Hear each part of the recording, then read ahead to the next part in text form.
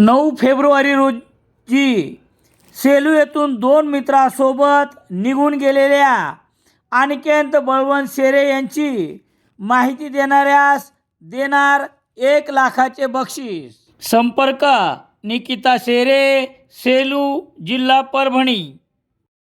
सेलू शहरातील गायत्रीनगर परिसरात पतीपासून मागील 2 वर्षापासून विभक्त राहणाऱ्या पत्नीच्या घरी कंपाऊंड वॉलवरून चढून कॅमेरा आणि वॉशिंग मशीनचे नुकसान केल्याप्रकरणी सोमवार 19 जानेवारी रोजी रात्री 12 नंतर गुन्हा दाखल करण्यात आला आहे।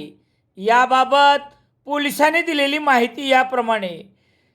सेलू शहरातील महसूल विभागाच्या एका कार्यालयात कार्यरत असलेल्या आणि पतीपासून मागील 2 वर्षापासून विभक्त राहणाऱ्या पत्नीच्या घरी गायत्रीनगर येथे रविवार 18 जानेवारी रोजी रात्री 8च्या सुमारास त्या गावात बाहेर गेल्यानंतर असताना घरच्या कंपाऊंड वॉलवर चढून प्रवेश करत CCTVचा दर्शनी भागी लावलेला कॅमेरा आणि वॉशिंग मशीनचे सुमारे 30,000 रुपयाचे नुकसान करण्यात आले।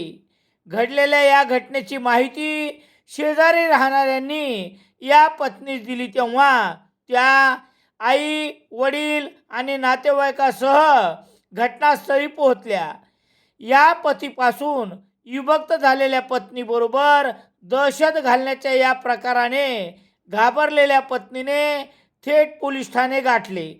या प्रकरणी अर्चना नाथराव गायकवाड वय 35 वर्ष राहणार गायत्रीनगर यांनी दिलेल्या फिर्यादीवरून गुन्हा रजिस्टर नंबर 27/2026 कलम 333 324/4 भारतीय न्याय संहिता अन्वये विनोद यादवराव सुखदेवे राहणार तोरगाव तालुका ब्रह्मपुरी जिल्हा चंद्रपूर यांच्यावर गुन्हा दाखल करण्यात आला आहे। पोलीस निरीक्षक दीपक बोरसे यांच्या मार्गदर्शनाखाली पुढील तपास पोलीस हवालदार सुरेश पुलाते हे करत आहेत। दरम्यान अर्चना गायकवाड या गायत्रीनगरमध्ये असलेल्या आपल्या आईवडिलाच्या घरी राहतात। 2023 मध्ये विनोद यादवराव सुखदेवे यांच्याबरोबर लग्न झाल्यानंतर त्यांच्यात होत असलेल्या वादामुळे अर्चना गायकवाड यांनी फारकतीसाठी सेलू न्यायालयात 2024 पासून प्रकरण दाखल केले।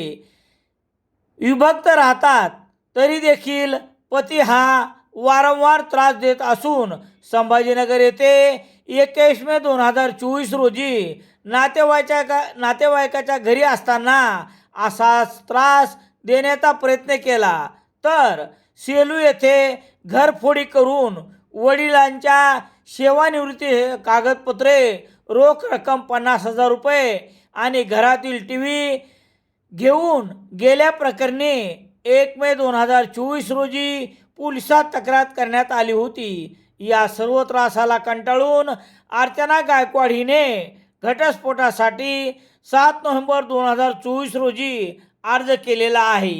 एकंदरीत आपल्या मुलीला होत असलेल्या अतोनात छळ आणि मित्र आणि नातेवाईक यांच्याकडे करत असलेल्या बदनामीमुळे वृद्ध निवृत्त शिक्षक आईवडील यांची प्रकृती खालावली असल्याचे अर्चना गायकवाड यांनी स्पष्ट केले आहे।